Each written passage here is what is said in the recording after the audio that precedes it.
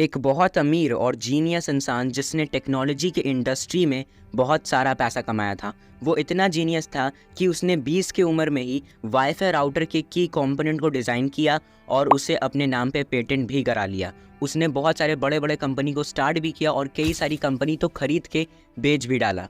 पर वो अमीर और जीनियस होने के साथ साथ एक बहुत ही घमंडी टाइप का इंसान था। इस इंसान को शो ऑफ करने का इतना ज़्यादा क्रेज़ था कि ये हमेशा अपने साथ कड़क नोट की गड्डियाँ लेके घूमता, ताकि ये किसी भी इंसान को पैसा दिखाते हुए घमंड के साथ कह सके कि तुझे पता नहीं है मैं कितना बड़ा आदमी हूँ, तुझे तो मैं खड़े खड़े खरीद सकता हूँ।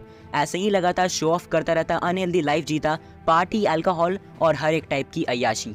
एक बार होटल के एक स्टाफ को इसने बहुत सारा पैसा देते हुए बोला कि जाओ और मेरे लिए कुछ सोने के सिक्के लेकर के आओ। टोटल जितने भी सोने के सिक्के आते हैं, पता है ये उसका क्या करता है? ये महाशय उन सिक्कों को अपने दोस्तों के साथ मिलके पानी में पत्थरों की तरह फेंकता है, ये देखने के लिए कि किसका दूर तक जाता है। एक बार होटल में इस इंसान से एक लैंप टूट जाता है, तो वहाँ का मैनेजर इसे बोलता है कि सर ये $500 का लैंप था, आपको पैसा देना पड़ेगा। घमंडी इंसान उस मैनेजर के मुंह पे $5000 फेंकता है और बोलता है कि आज के बाद मुझे अपना शक्ल मत दिखाना। अब ऐसे ही शो ऑफ होता रहता है, पर इस टाइप के व्यक्ति के पास पैसा कितना ही देर तक टिकने वाला था। जल्दी सुनने में आया कि करोड़पति जीनियस घमंडी इंसान बर्बाद हो गया, बैंकरप्ट हो गया, लोन सर पे आ गया, गेम ओवर। ऐसे बहुत से स्मार्ट और जीनियस लोग अमीर बन तो जाते हैं, पर वो लोग जिंदगी भर अमीर बने नहीं रह पाते हैं। अब ये सुनो, रोनाल्ड रीड ज़्यादा पढ़े लिखे नहीं थे। इनके फैमिली में ये पहले ऐसे पर्सन थे जिन्होंने हाई स्कूल की ग्रेजुएशन कंप्लीट की थी। अब इन्होंने पहले 25 साल तक एक गैस स्टेशन पे काम किया, फिर जेसी पेनी नाम के एक कंपनी में 17 साल तक एज अ फ्लोर क्लीनर काम किया। इसके बाद इन्होंने 38 साल की उम्र में 2 बेडरूम वाला $12,000 का एक घर खरीदा और पूरी ज़िंदगी उसी में रहे। और इसके बाद जब ये 50 साल के थे तो इनकी वाइफ का डेथ हो गया और उसके बाद इन्होंने दोबारा शादी नहीं की। फिर 2014 में जब ये 92 ईयर्स के थे उस वक्त इनका डेथ हो गया और उसके बाद इंटरनेशनल हेडलाइन में रोनाल्ड रीड को मेंशन किया गया। क्यों? बिकॉज रोनाल्ड रीड के पास $8 मिलियन का वेल्थ था। और ये बात इतनी ज़्यादा बड़ी इसलिए थी बिकॉज 2014 में 28,13,503 अमेरिकन का डेथ हुआ था, जिनमें से 4000 से भी कम कुछ ऐसे लोग थे जिनकी नेटवर्थ $8 मिलियन से ज़्यादा की थी, और रोनाल्ड रीड उनमें से एक थे। अब सवाल आता है कि एक स्वीपर जो ज़्यादा पढ़ा लिखा भी नहीं है, उसने इतने बड़े वेल्थ को कैसे क्रिएट किया? यहाँ पर कोई भी सीक्रेट नहीं है, यहाँ पर कोई भी लॉटरी नहीं है, सिंपल सा चीज़ है। रोनाल्ड रीड से जितना भी पैसा सेव होता था वो उसे ब्लू चिप स्टॉक्स में इन्वेस्ट करते थे, और सालों के बाद उनका सेविंग कंपाउंड होते होते $8 मिलियन में बदल गया, मतलब टोटल 66 करोड़ रुपीस बन गया। वही दूसरी तरफ Richard Foscone, Harvard educated, MBA degree holder, 40 के एज में रिटायर हो गया, टॉप 40 सक्सेसफुल बिजनेस पीपल में नाम। सन 2000 में रिचर्ड फॉस्कोन ने 18,000 स्क्वायर फीट का घर खरीदा था, वो भी लोन पे। और ये घर इतना ज़्यादा लग्जूरियस था कि इस घर में 11 बाथरूम्स, 2 एलिवेटर्स, 2 पूल्स और 7 गैरेजेस थे। और इतना ज़्यादा लग्जूरियस होने के कारण इस घर का मंथली मेंटेनेंस कॉस्ट $90,000 था, मतलब आज के टाइम पे 75 लाख रुपीस था। अब इन सब के बाद 2008 में फाइनेंशियल क्राइसिस आता है और इसके कारण रिचर्ड फॉस्कोन बर्बाद हो जाता है, बैंकरप्ट हो जाता है। उसका डेट और उसका इलिक्विड एसेट उसे कहीं का नहीं छोड़ता है।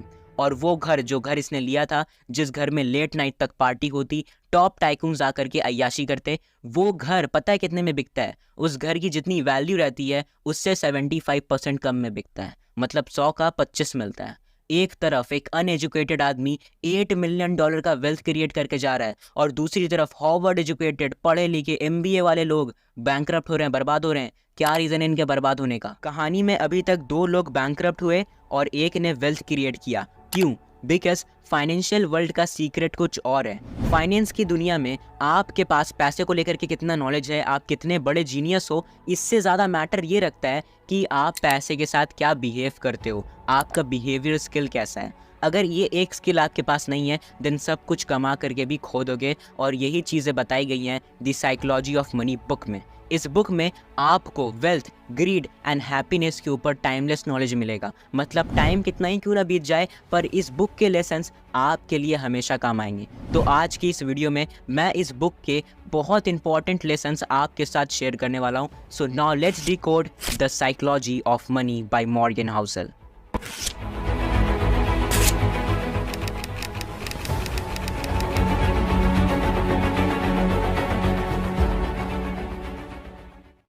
Lesson number 1, no one is crazy. देखो, बहुत से लोग पैसों के साथ क्रेजी चीज़ें तो करते हैं, पर कोई भी इंसान क्रेजी होता नहीं है। होता ये है ना कि हर एक इंसान का जन्म एक अलग जनरेशन में होता है, फिर उसको अलग पेरेंटिंग मिलती है, वो अलग कंट्री में भी हो सकता है, अलग इकोनॉमी को भी फेस कर सकता है, और इतना ज़्यादा अलग एक्सपीरियंसेस के कारण हर एक इंसान का पैसे को लेकर के नज़रिया और बिहेवियर बहुत ज़्यादा अलग होता है। एग्जाम्पल में आप ले सकते हो कि अगर किसी भी इंसान का स्टॉक मार्केट में बहुत ज़्यादा लॉस हो जाता है तो वो बोलता है कि स्टॉक मार्केट तो एक फ्रॉड है, स्कैम है, मैं इन चीज़ों में दोबारा इन्वॉल्व नहीं होऊंगा, स्टॉक मार्केट में किसी को भी नहीं जाना चाहिए। तो उसका जो बिहेवियर है, उसका जो नज़रिया है किसी भी चीज़ को लेकर के, वो उसके पास्ट एक्सपीरियंसेस से इन्फ्लुएंस होता है। जबकि ऑथर कहते हैं कि हम लोग का पैसों के साथ जितना भी पर्सनल एक्सपीरियंसेस होता है उसका दुनिया से लेना देना सिर्फ 0.000001% होता है। अब अगर इस पॉइंट ऑफ टाइम पे किसी इंसान का स्टॉक मार्केट में लॉस हो जाता है, 1 या 2 बार हो जाता है, और वो उसी के बेसिस पे पूरे स्टॉक मार्केट को बोलता है कि भाई ये फील्ड तो सिर्फ और सिर्फ लॉस कराता है, तो ये एक बहुत बड़ी गलती होगी, बिकॉज उसने बस 1-2 एक्सपीरियंसेस पे पूरे फील्ड को जज कर दिया है। हम लोगों को लगता है ना कि हम लोग को पता है कि दुनिया कैसे काम करती है, पर हमने हर एक चीज़ को अच्छे से एक्सपीरियंस भी नहीं किया हुआ है। आप एग्जांपल ले लो, यूएस में लो हाउस होल्ड वाले लोग $400 एनुअली सिर्फ और सिर्फ लॉटरी पे स्पेंड कर देते हैं। ऐसा क्यों करते हैं? बिकॉज उन्होंने किसी को देखा होगा कि किसी का लॉटरी में बहुत अच्छा खासा इनकम हो गया, तो उन्हें लगता है कि भाई हमारा भी किसी दिन ऐसे ही लक के थ्रू बहुत सारा पैसा आ सकता है, और इसी कारण वो लोग इतना ज़्यादा स्पेंड कर देते हैं पैसा लॉटरी के ऊपर। जबकि अगर वो लोग उसी पैसा को म्यूचुअल फंड या फिर इक्विटी में इन्वेस्ट करेंगे, वो भी बहुत अच्छी तरीके से एनालाइज करने के बाद, देन चांसेस है कि वो लोग अच्छा खासा प्रॉफिट बना सकते हैं। इसके साथ ही साथ ऑथर बात करते हैं फियर के बारे में। हर एक इंसान को हमेशा एक डर रहता है कि कहीं भाई मेरा इस फील्ड में ना लॉस ना हो जाए, या फिर कहीं मैं इस फील्ड में फेल ना हो जाऊं। ये डर आपके नॉलेज से नहीं जाने वाला, याद रखना इस बात को। ये डर तभी जाएगा जब आप उस चीज़ को एक्चुअल में एक्सपीरियंस करते हो। इसीलिए बहुत सारे ट्रेडर अपने स्टार्टिंग के डेज में पेपर ट्रेड करते हैं और उसमें वो लोग प्रॉफिट बना लेते हैं, पर जब वो लोग एक्चुअल में रियल लाइफ में ट्रेड करते हैं तो उनमें से बहुत सारे ट्रेडर अपना लॉस करा बैठते हैं, बिकॉज उन्होंने बहुत सारी चीज़ों को पहली बार एक्सपीरियंस किया है और उस वक्त वो बहुत ज़्यादा नर्वस भी रहते हैं। और इसीलिए माइकल बैटनिक कहते हैं, some lessons have to be experienced before they can be understood, we all are victim in different way to that truth. मतलब हमें कुछ लेसन्स को ना समझने से पहले उन्हें एक्सपीरियंस करना पड़ता है। Lesson number 2, never enough.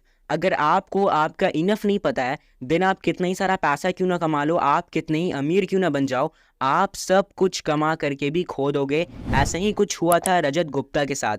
इन्होंने अपने बचपन को बहुत ज़्यादा गरीबी में गुजारा था, पर ज़िंदगी में आगे बढ़ने के बाद he become a CEO of company called McKinsey, और इसके बाद इन्होंने बहुत सारा पैसा कमाया था। सन 2008 में इनका नेटवर्थ था $84 मिलियन, मतलब 699 करोड़ रुपए।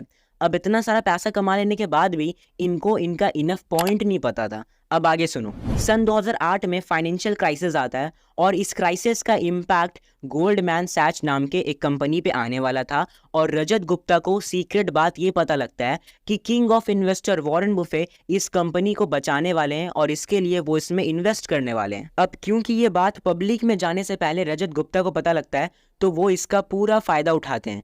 वो एक हेज फंड मैनेजर जिसका नाम राजा रत्नम रहता है, इसे बोलते हैं कि भाई गोल्डमैन सैच नाम के इस कंपनी का 1,75,000 शेयर्स परचेस कर लो। अब इसके कुछ टाइम के बाद वॉरेन बुफे इस कंपनी में $5 बिलियन इन्वेस्ट कर देते हैं, और इसके बाद मार्केट में अलग सा भूकंप आ जाता है, क्योंकि वॉरेन बुफे को बहुत से लोग फॉलो करते हैं, और इस कारण और भी बहुत से लोग इस कंपनी में अपना पैसा लगाते हैं, और इस कारण गोल्डमैन सैच नाम के इस कंपनी का शेयर प्राइस बहुत तेज़ी से बढ़ रहा था, और इसके कारण इन दोनों ने बहुत सारा प्रॉफिट कमा लिया था। पर ये चीज़ असल में इलीगल था, बिकॉज रजत गुप्ता इस कंपनी के एक मेंबर थे, और कोई कोई भी इनसाइडर अपनी कंपनी से इस तरीके से प्रॉफिट नहीं कर सकता है, ये इलीगल होता है, इसे असल में इनसाइडर ट्रेडिंग कहते हैं। और इसी क्राइम के बेस पे दोनों को जेल होती है, पूरा करियर बर्बाद हो जाता है, मार्केट में इज्जत और रुतबा खत्म हो जाता है। ये होता है जब आपको आपका इनफ नहीं पता रहता है। रजत गुप्ता के पास $84 मिलियन थे, ये जैसी चाहे वैसी ज़िंदगी जी सकते थे, पर इन्होंने फालतू का रिस्क लिया, वो भी एक इलीगल काम को करने में। अब इस बात को मैं क्लियर कर देता हूँ, इनफ का मतलब ये बिल्कुल भी नहीं है कि आप एक अमाउंट पे आकर के स्टक हो जाते हो, सेटिस्फाई हो जाते हो और बाद में ग्रो नहीं करते हो। इनफ का मतलब ये है कि आपको पता रहता है कि अभी फ़िलहाल मुझे रिस्क नहीं लेना है, अभी मुझे रिलैक्स करना है। इनफ पता रहने के कारण आपका फैमिली, आपका हैप्पीनेस, स्लीप और आपका हेल्थ सब बहुत ज़्यादा सही रहता है। Lesson number 3, getting wealthy versus staying wealthy. Jesse Livermore अपने टाइम के ग्रेटेस्ट स्टॉक मार्केट ट्रेडर माने जाते थे। 30 की उम्र में ये एक प्रोफेशनल ट्रेडर बन गए थे, जिसके बाद 1929 में बहुत सारे लोग स्टॉक मार्केट में वाइप आउट हो जाते हैं, बर्बाद हो जाते हैं। बिकॉज ये वो दौर था जिस वक्त 1929 में ग्रेट डिप्रेशन आता है, और 1929 के इन बुरे दिनों को, जिस वक्त स्टॉक मार्केट बहुत ज़्यादा क्रैश हुआ था, इन दिनों को बाद में ब्लैक मंडे, ब्लैक ट्यूसडे और ब्लैक थर्सडे बोला जाने लगा। अब इन सब के बीच जेसी लिवरमोर की वाइफ बहुत ज़्यादा डरी हुई थी, बिकॉज उन्होंने पहला न्यूज़ सुना था कि स्टॉक मार्केट बहुत ज़्यादा क्रैश कर रहा है, और दूसरा न्यूज़ उन्होंने ये सुना था कि वॉल स्ट्रीट के बहुत सारे लोग आत्महत्या कर रहे हैं। अब उस शाम जब जेसी लिवरमोर घर आते हैं, तो उस वक्त उनकी वाइफ उनसे पूछती हैं कि क्या हम लोग बर्बाद हो गए? जेसी लिवरमोर बोलते हैं बिल्कुल भी नहीं, आज का दिन तो मेरे लिए बहुत अच्छा दिन था, हम लोग इतने अमीर बन चुके हैं कि हम लोग जो चाहे वो कर सकते हैं। ये बात ये व्यक्ति तब बोल रहा है जब बहुत से लोग मार्केट में बर्बाद हो रहे थे। जेसी लिवरमोर किस हाई लेवल के ट्रेडर थे, इस बात का अंदाज़ा आप इस चीज़ से लगा सकते हो कि एक बार तो इन्होंने एक दिन में $3 बिलियन कमाया था, वो भी उस वक्त जब मार्केट इतिहास में सबसे बुरे दौर से गुजर रहा था। और इसके बाद जेसी लिवरमोर दुनिया में सबसे अमीर व्यक्ति में से एक हो गए थे। पर 28 नवंबर 1940 को एक शाम आता है। शाम के करीब 5:30 बज रहे थे। जेसी लिवरमोर एक होटल में थे और उस वक्त इन्होंने अपने एक पिस्टल से खुद को शूट करके आत्महत्या कर लिया था। अब सवाल आता है कि जेसी लिवरमोर ने सुसाइड क्यों किया था? हुआ ये था कि जिस टाइम पे स्टॉक मार्केट क्रैश हो रहा था और जेसी लिवरमोर बहुत सारा पैसा कमा रहे थे ना, इस टाइम पे इनके अंदर आ जाता है घमंड। अब ये बोलते हैं कि जैसा मैं सोचूंगा मार्केट भी वैसा ही परफॉर्म करेगा, और ये बहुत ज़्यादा रॉन्ग थिंकिंग होता है। और इसके बाद ये एक ट्रेडर से एक गैम्बलर बन जाते हैं, और अब ये बेट लगाना स्टार्ट कर देते हैं। ये बोलते हैं कि अगर मैं बोल रहा हूँ कि मार्केट डाउन जाएगा, मतलब मार्केट डाउन ही जाएगा। और इतना ज़्यादा ओवर कॉन्फिडेंस के कारण कई बार इनका प्रेडिक्शन रॉन्ग होता था, जिस कारण ये अपना बहुत सारा पैसा लूज़ भी कर देते थे। पर इनका घमंड यहीं पर नहीं टूटता है। अब ये बहुत सारे लोगों से पैसा बोरो करते थे, लोन पे पैसा लाते थे और उसे भी मार्केट में लगाते थे, और ऐसे ही करते करते एक टाइम के बाद इनका लाइबिलिटी बहुत ज़्यादा हो जाता है और एसेट ख़त्म हो जाता है, और इसके बाद ये अपनी ज़िंदगी को ही ख़त्म कर देते हैं। पैसा कमाना और उससे अच्छी तरीके से संभाल करके रख पाना, ये दोनों ही अलग अलग स्किल होता है। बहुत से लोगों के पास बहुत सारा पैसा रहता है, पर बाद में वो लोग बैंकरप्ट हो जाते हैं, जैसे कि जेसी लिवरमोर, नीरव मोदी, विजय माल्या, अनिल अंबानी और केबीसी के सुशील कुमार। इन सब लोगों के पास पैसा तो बहुत सारा था, पर उसे सही से मैनेज नहीं कर पाने के कारण बाद में ये सब लोग बैंकरप्ट हो जाते हैं। ऑथर कहते हैं कि हम लोग पैसा कमाने के टाइम पे जो भी चीज़ करते हैं ना, वहीं पर पैसे को मैनेज करने के लिए हमें उन सब चीज़ों का अपोजिट करना पड़ता है, विपरीत करना पड़ता है। समझाता हूँ। पैसा कमाने के लिए सबसे पहले आप लोगों को ऑप्टिमिस्ट बनना पड़ता है, पॉजिटिव थिंकिंग रखना पड़ता है। पर वहीं पर पैसे को मैनेज करने के लिए आपको थोड़ा बहुत पेसिमिस्ट बनना पड़ता है। आपको सोचना पड़ता है कि अगर कभी भी फ्यूचर में मुझे मेरे बुरे दिनों को फेस करना पड़े और उस वक्त मुझे इमरजेंसी में पैसे की ज़रूरत हो, तो मुझे पैसा कहाँ से मिलेगा। अगर आप इस टाइप से सोचते हो, देन आप पैसे की कदर करते हो, उसे इंपॉर्टेंस देते हो। दूसरा चीज़ जो हम लोग पैसा कमाने के लिए करते हैं वो होता है फियरलेस होना। हमें डरना बंद करना पड़ता है, पर वहीं पर पैसे को मैनेज करने के लिए हम लोग को थोड़ा बहुत डरना पड़ता है। हमें इस तरीके से सोचना पड़ता है कि अगर हम लोग अपना पूरा का पूरा कैपिटल एक ही जगह पे इन्वेस्ट कर देंगे और वो लॉस में चला जाएगा, देन हम लोग अपना पूरा कैपिटल खो सकते हैं। और तीसरा चीज़ जो हम लोग पैसा कमाने के लिए करते हैं वो होता है लिमिटलेस होना। पर वहीं पर पैसा को मैनेज करने के लिए हमें थोड़ा बहुत लिमिट में रहना पड़ता है। हम हर जगह अपना पैसा नहीं लगा सकते हैं। तो इस बात को हमेशा याद रखना कि पैसा कमाने के वक्त हम लोग जो भी चीज़ करते हैं उसी को हमें पूरा अपोजिट करना है पैसे को मैनेज करने के लिए। Lesson number 4, tells you win. आप किसी भी फील्ड में जाते हो और वहाँ पर आप अपना टाइम, मनी, एफर्ट सब लगा देते हो, पर आपको कोई भी खास रिजल्ट नहीं मिलता है। अब ऐसे ही करते करते आपका एक काम होता है और वो बहुत ज़्यादा हिट हो जाता है और उसके कारण आप बहुत सारा पैसा कमा लेते हो। डिज़नी, जो कि आज के टाइम पे इतना ज़्यादा सफल है, पर एक टाइम पे डिज़नी का पहला स्टूडियो बैंकक्रप्ट हो गया था। मिड 1930s में डिज़नी ने 400 से ज़्यादा कार्टून्स को प्रोड्यूस किया था, पर ये सब मार्केट में कुछ खास चलता नहीं है। अब इन सब के बाद डिज़नी फाइनली बनाता है snow white and seven dwarfs, और इसके कारण डिज़नी का दशा और दिशा दोनों ही पलट जाता है। डिज़नी ने स्नो वाइट से $8 मिलियन कमाया और उसके बाद डिज़नी के ऊपर जितना भी कर्ज था उसे भी चुकाया, और उसके बाद डिज़नी असल में सफल हो पाया। फेमस एक्टर ब्रैड पिट इसे बहुत अच्छे से समझाते हैं। ये बोलते हैं कि मैंने एक सिंपल सा मैथ को समझा है। मैंने समझा है कि मेरा कोई काम सफल होता है तो कोई फेल होता है, पर मुझे उससे कोई फ़र्क नहीं पड़ता। मैं अपने नेक्स्ट प्रोजेक्ट पे ध्यान देता हूँ, और आपको भी सिंपली यही करना है। मेरे चैनल पे भी अभी कुछ खास व्यूज़ नहीं आते, इट डज़न्ट मीन कि मुझे वीडियो बनाना बंद कर देना है। मुझे बस मेरे काम पे ध्यान देना है। Lesson number 5, freedom. आप अमीर बनते हो, क्यों बनते हो? क्या आप अमीर सिर्फ इसलिए बनते हो ताकि आप बस दिखावेबाजी में लगे रहो? बिल्कुल भी नहीं। कोई भी इंसान अगर अमीर बनता है तो उसका मेन गोल होता है फ्रीडम को पाना, अपनी ज़िंदगी को फ्रीली जी पाना। अगर मैं आपको एक ऑफ़र दूं जिसमें मैं आपको बोलूं कि मैं आपको $1 बिलियन दूंगा, पर उसके बाद भी आपको हर रोज़ सुबह उठ करके मेरे लिए 8 से 10 घंटे काम करना है, हर रोज़ एक ही काम को रिपीट करना है, और अगर आपको कहीं भी वेकेशन पे जाना है देन आपको मुझसे परमिशन लेना पड़ेगा, और अगर मैं ना बोलूँगा देन आप नहीं जा पाओगे। क्या इस टाइप की ज़िंदगी में, जिसमें आप हर रोज़ एक ही चीज़ को रिपीट कर रहे हो, उस ज़िंदगी में आप इतने सारे पैसे के साथ भी खुश रह पाओगे? बिल्कुल भी नहीं। बिकॉज़ फ्रीडम ही असल हैप्पीनेस है, उसके बाद ही आप अच्छी तरीके से अपनी ज़िंदगी को एंजॉय कर पाते हो। पता है वेल्थ का हाईएस्ट फॉर्म क्या है? वेल्थ का हाईएस्ट फॉर्म ये है कि आप सुबह-सुबह उठते हो और आप बोलते हो कि आज मैं जो चाहूँ मैं वो कर सकता हूँ, मेरा अपने टाइम पे पूरा कंट्रोल है। Lesson number 6, nothing is free.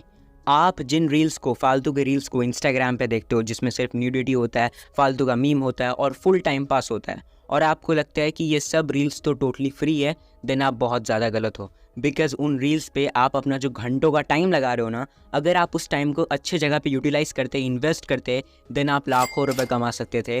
तो आपका लाखों का नुकसान हुआ है, तो वो फ्री कहाँ से हुआ? इसके साथ ही साथ आप नेटफ्लिक्स का सब्सक्रिप्शन लेते हो कुछ रुपए दे करके, पर एक्चुअल में आप वहाँ पर जितना टाइम लगा रहे हो उसके थ्रू वो सब प्लेटफॉर्म पैसा कमा रहे हैं। इस बात को फिर से मैं बोलता हूँ, आपके टाइम से ये सब प्लेटफॉर्म पैसा कमा रहे हैं। तो ये चीज़ें कहाँ से फ्री हुई, या फिर ये चीज़ें कहाँ से सस्ता हो गया? इस बात को हमेशा याद रखना कि अगर आप अपने बहुत सारे टाइम को किसी भी ऐसे जगह पे लगाते हो जहाँ पर आपको ज़्यादा कोई बेनिफिट नहीं मिलता है, ज़्यादा रिटर्न नहीं मिलता है, देन समझ जाना वो चीज़ बस दिखने में फ्री है, असल में वो बहुत ज़्यादा महंगा है। वेल, ये थे वो 6 valuable lessons from the book psychology of money. अब रुको, कहीं पर जाओ मत, बिकॉज़ इस टाइप का कंटेंट, वो भी इस क्वालिटी में, आपको हर जगह पे नहीं मिलने वाला है। तो इतना सब कुछ करने के बाद भी हम लोग इतने कम सब्सक्राइबर में जी रहे हैं, ये बिल्कुल भी सही नहीं है। तो यार अभी के अभी चैनल को सब्सक्राइब करो, बेल आइकन पे क्लिक करो, ऑल पे सेलेक्ट कर लो। हम लोग को जल्द से जल्द 1K कंप्लीट करना है। अभी का टाइम पे ये जो वीडियो स्क्रीन पे फ्लैश हो रहा है, इस वीडियो को देखो। इस वीडियो में मैंने आपको जेनजी के हर एक प्रॉब्लम के बारे में बताया है और एंड में आपको सोल्यूशन भी प्रोवाइड किया है। So that's all for today. मैं मिलता हूँ आपसे अगली वीडियो में, and always be rich in every part of your life. Bye and जय हिंद, जय भारत।